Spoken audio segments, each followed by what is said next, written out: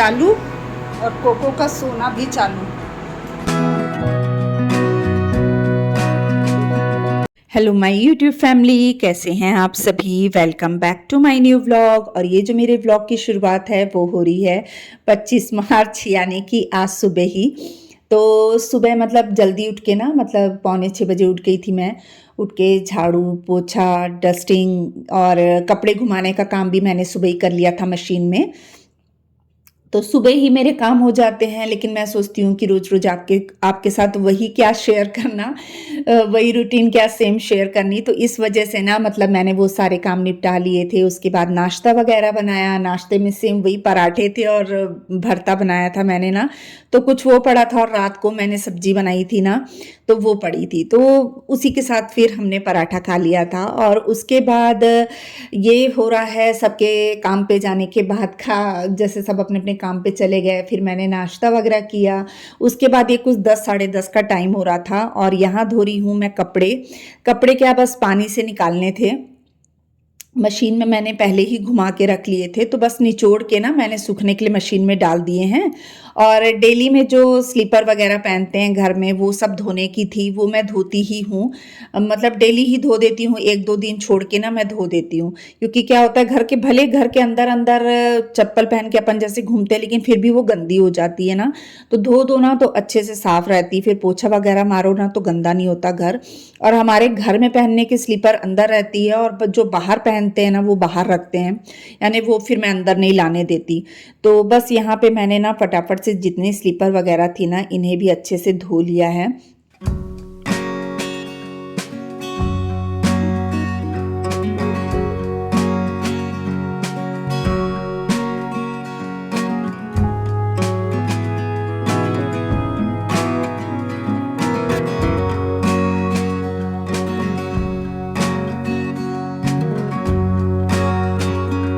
तो आज तो मेरे आंगन धोने का काम ही 2 से 3 बार हो गया। पहले मॉर्निंग में जब मैंने झाड़ू पोछे का काम निपटाया था तब एक बार आंगन धोया था। बाद में देखा तो बाहर पानी नहीं था, जैसे जानवरों के लिए ना थोड़ा सा था पानी डब्बे में। तो फिर मैंने उसे भरा, तो उस समय भी थोड़ा सा गीला हो गया आंगन, एक बार उस समय में हो गया। उसके बाद तीसरी बार कपड़े धोने के बाद मैंने आंगन को धोया, यानी 3-3 बार आंगन धोने का काम हो गया। किसी किसी दिन ना ऐसे ही होता है, या तो एक बार में साफ हो जाता है आंगन या फिर 3-3 बार हो जाता है। तो एक कल मैंने कपड़े धोए नहीं थे तो आज कपड़े दिख रहे थे, तो बेडशीट भी मैंने निकाल ली थी ना, तो इस वजह से मैंने सोचा चलो आज कपड़े धो ही लेती हूँ।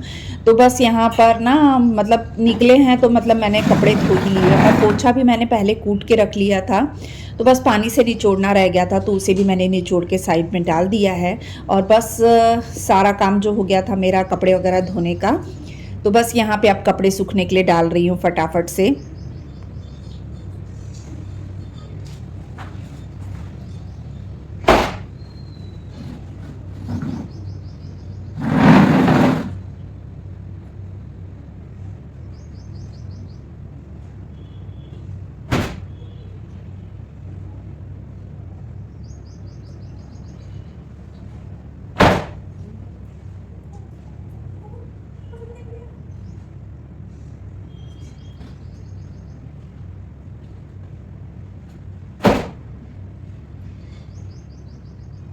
गर्मी इतनी ज़्यादा हो गई है ना कि कपड़े तो बस फटाफट से सूख ही जाते हैं। यानी अगर अपन मशीन में नहीं भी सुखाएंगे ना तो भी कपड़े सूख जाएंगे, इतनी गर्मी बढ़ गई है। क क क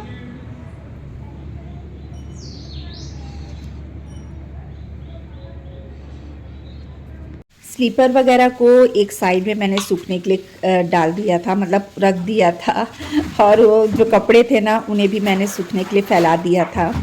कपड़े तो जल्दी ही सूख जाते हैं।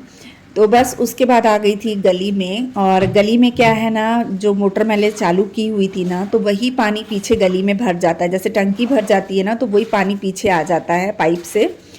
तो जैसे कि उसी से फिर मैं ना गली धोती हूँ, और ऐसे कोई एक्स्ट्रा नल गली में नहीं लगा है पानी के लिए, मैंने पहले भी आपको दिखाया था। तो बस उसी से फिर पानी पीछे आ गया था तो मैंने फटाफट से गली भी धो ली। और गली ना मैं डेली ही धोती हूँ, और वैसे भी अगर हम काम नहीं करेंगे तो हमारे घर का काम कोई और तो आके करेगा नहीं। अगर हम हाउस हेल्पर भी लगाते हैं तो भी हमारा मन चाहा काम तो होता नहीं है। तो अगर कर सकते हैं खुद काम तो खुद को ही करना चाहिए। और देखो, घर को घर बनाने में मेहनत तो लगती ही है ना। तो बस यही समझ के, यही सोच के मैं अपने घर को काम में लगी रहती हूँ। बस अपने आप को बिज़ी रखती हूँ कि मेरा घर है, मुझे देखना है, मुझे साफ़ सफाई रखनी है, बस मैं यही सोचती हूँ। तो हर कोई ऐसे ही सोचता है। इसके बाद देखिए, गली पूरा अच्छे से सुखाने के बाद मेरे पास थोड़ा-सा समय बचा था। समय क्या बचा था, मौके पे चौका मारना वाली बात होती है ना।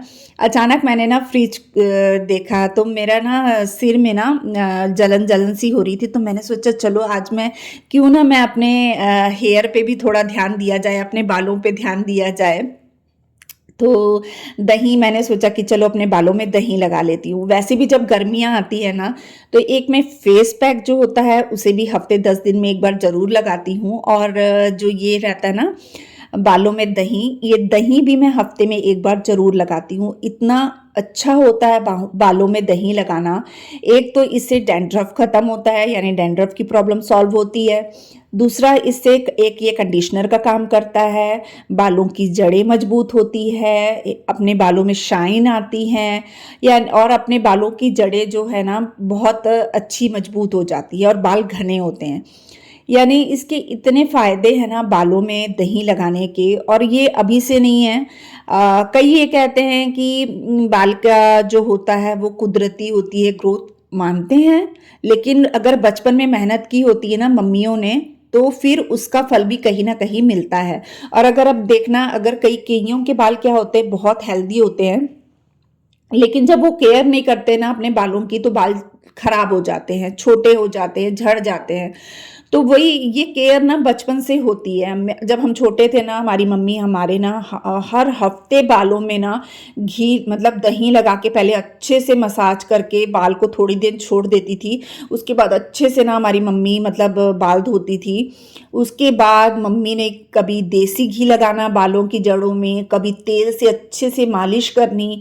तो वो जो केयर मम्मी लोग करती हैं ना, तो उससे भी बाल जो रहते हैं ना, तो बचपन से फिर वो बाल की ग्रोथ अच्छी रहती है। और अभी तक मैं उस चीज़ को फॉलो करती हूँ। मैं दही ज़रूर लगाती हूँ अपने बालों में। दही में मैंने कुछ भी नहीं डाला था, और दही अपने सिर को ठंडक देने का भी काम करता है, इसीलिए मैं इसे गर्मियों में ही लगाती हूँ और किसी सीज़न में नहीं लगाती। तो बस बाल में मैंने अच्छे से लगा लिया था जड़ों में, उसके बाद जूड़ा कर लिया है, और यहाँ हार्पिक वगैरह डाला हुआ था। तो बस बालों में तो लगा हुआ था, तब तक मैंने सोचा कि ये काम भी निपटा लेती हूँ। तो फटाफट से बाथरूम वगैरह धोने का, वॉशरूम और टॉयलेट वगैरह धोने का, वॉश बेसिन धोने का सारा काम ना मैंने फटाफट से कर लिया था। और इसके बाद देखिए, मतलब ये काम हो जाते हैं ना तो फिर बहुत अच्छा लगता है। और ये भी मैं एक एक दिन छोड़कर काम करती हूँ, यानी धोती डेली हूँ, लेकिन हार्पिक मैं एक एक दिन के गैप में डालती हूँ। ये देखिए कितने अच्छे से चमक गई है। उसके बाद मैं गई नहाने के लिए, क्योंकि नहाने के बाद फिर जो है दूसरे काम स्टार्ट होते हैं। तो टाइम हो रहा था कुछ 12:30 का, और मैं आ गई थी फटाफट खाना बनाने के लिए। क्योंकि खाना बनाने, जैसे कि मैंने कल वाले ब्लॉग में भी आपको बताया था कि डैड जी पूरे 1 बजे आ जाते हैं। तो बस यहाँ पे बनाने लगी हूँ तोरियों की सब्ज़ी, जो कि मुश्किल से 5 मिनट में बन जाती है। वैसे तो खाना 10 मिनट में पूरा खाना तैयार हो जाता है, लेकिन जब हम कैमरे से वीडियो शूट करते हैं ना, तो उसमें हमें लग जाता है काफ़ी टाइम। जिस चीज़ को 5 मिनट लगने होते हैं ना, उसे 10 से 15 मिनट लग जाते हैं। कभी कैमरा इधर रखो, कभी कैमरा उधर रखो, हर चीज़ को सोच के देख के करना पड़ता है ना, तो उसमें ज़्यादा समय लग जाता है। तो देखिए, यहाँ तोरियों को मैंने छिल लिया है, और काउंटर टॉप को भी मैंने पूरा साफ़ कर दिया। उसी समय मैं छिलके हटा देती हूँ, यानी कोई भी चीज़ करती हूँ ना तो उसी समय संभाल देती हूँ। अब देखिए, यहाँ पर तोरियों को छिल के रख लिया मैंने, और मेरे को तोरियाँ छिलना सबसे गंदा काम लगता है, सही बात बता रही हूँ। वो इतनी नरम होती है ना कि उसका छिलका उतरता नहीं है। तो मैं क्या करती हूँ, जब भी छिलना रहता है ना, तो उसके 1 से 1.5 घंटे पहले फिल्टर के पानी में भिगो देती हूँ, जिससे कि छिलका कड़ा हो जाता है और अच्छे से छिलने में मुश्किल नहीं होती। कैसे पकड़ने के लिए बिल्ली को सोया हुआ तो जैसे तो बोला कुको बिल्ली भागा है। हाँ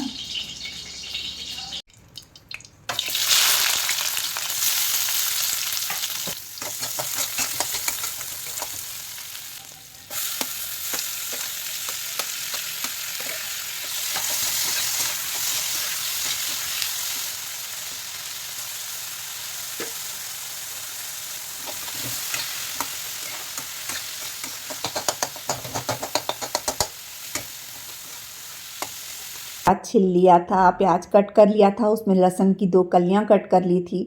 तो पहले सरसों के तेल में मैंने प्याज और लहसुन की कलियों को डाला है, उसे भून लिया है, मिर्ची भी डाल दी थी उसी में कट करके। और जब वो भून गया ना, उसके बाद मैंने टमाटर डाला है। टमाटर भूनने के बाद सारे सूखे मसाले डाल दिए और बस उसके बाद तोरियां डाली और मुश्किल से 2 मिनट 3 मिनट में सब्ज़ी बनकर तैयार हो जाती है।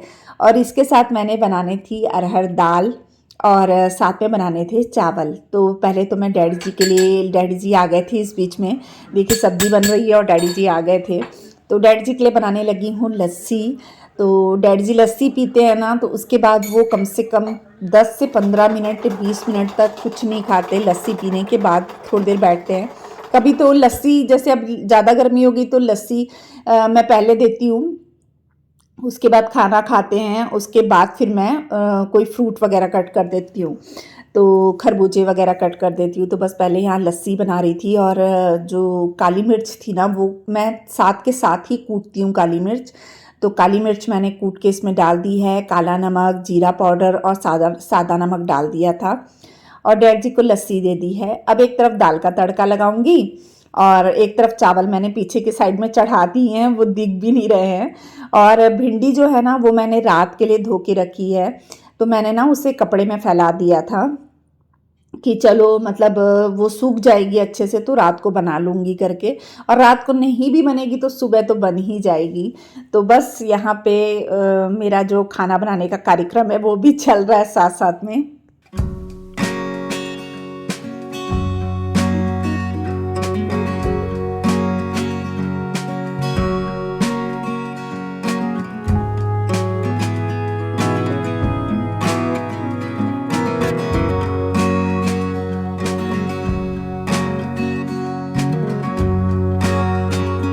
सब्जी भी बनकर तैयार हो गई और दाल जो थी वो भी बनकर तैयार हो गई थी। और दाल में ना मैंने थोड़ा सा इमली का जो पल्प है ना वो डाला था, क्योंकि इमली घोल के डाल दो ना तो उससे खट्टी खट्टी दाल बनती है ना, तो अच्छी लगती है। और शुरू से जब से मैं यहाँ मैरिज होके आई हूँ ना, हमारे यहाँ ऐसी ही दाल बनती थी, यानी मम्मी जी जो थे ना वो ऐसी ही दाल बनाते थे, तो बहुत ज़्यादा यम्मी लगती है। और मेरे हस्बैंड को भी ना यही वाली दाल ज़्यादा अच्छी लगती है, खट्टी वाली। तो बस मैंने वो काम भी कर दिया। उसके बाद यहाँ पर मैं अपने हस्बैंड के लिए ना फ्रूट कट करने लगी थी।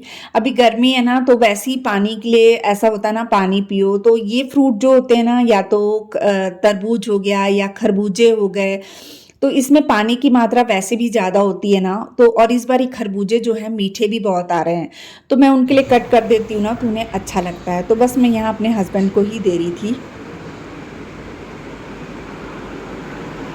जी, ये लो। पार्सल खोल खोल के कैसे कचरा क्यों। एसी चालू और कोको का सोना भी चालू। कोको, निनी बहुत आई है तेरे को लग रहा है। बस अब मैं लग गई हूँ रोटी बनाने के काम में। तो आटा जो है मैंने फटाफट से इस बीच में आटा भी गूंद लिया था और बस रोटी जो है ना बस एक ही बनानी थी, क्योंकि डैड जी ने लस्सी पी ली थी ना। और इसके बाद क्या, मैं उन्हें फ्रूट भी कट करके दे देती हूँ। तो उन्होंने कहा था कि मेरे लिए बस एक ही रोटी बनाना और थोड़े से राइस लेंगे वो साथ में। तो बस मैं यहाँ पे उनके लिए एक ईसबगोल वाली रोटी बनाती हूँ। ईसबगोल मतलब मैं रोटी में डाल देती हूँ पेड़े में और उसके बाद फिर उसे बेल के ना सेक देती हूँ नॉर्मल तरीके से। तो बस यहाँ पर मैंने डैड जी के लिए रोटी भी सेक दी है, मतलब चढ़ा तवे पे डाल दी है। और साथ के साथ ही मैं जो भी चकला बेलना जो भी सामान होता है ना, मैं साथ के साथ संभालने लग जाती हूँ। और इस समय पे मेरी हेल्प करने के लिए कोई भी नहीं था, मैं अकेली ही काम कर रही थी, क्योंकि शरण का भी एग्ज़ाम चल रहा है, मैंने आपको बताया था ना। और रमन जो था वो कॉलेज से आया नहीं था, तो बस सभी तरफ खुद को ही दौड़ दौड़ के काम करना पड़ रहा था।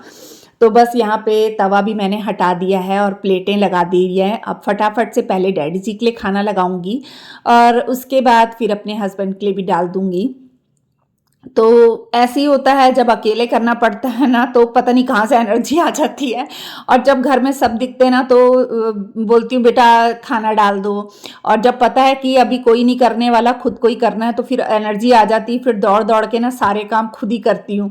तो देखिए यहाँ पर मैंने दाल भी डाल दी है, सब्जी भी डाल दी है, और खाना जो है पूरा लगा दिया था, और दही भी मैंने अलग से दिया था कि अगर चीनी मेरे हस्बैंड चीनी डाल के खाते हैं, डैड जी गुड़ डाल के खाते हैं दही में। तो बस ये देखिए खाना लगा दिया है। तो चलिए इसी के साथ आज के इस वाले ब्लॉग का यहीं पे एंड करती हूँ। मिलते हैं नेक्स्ट ब्लॉग में, तब तक के लिए बाय बाय।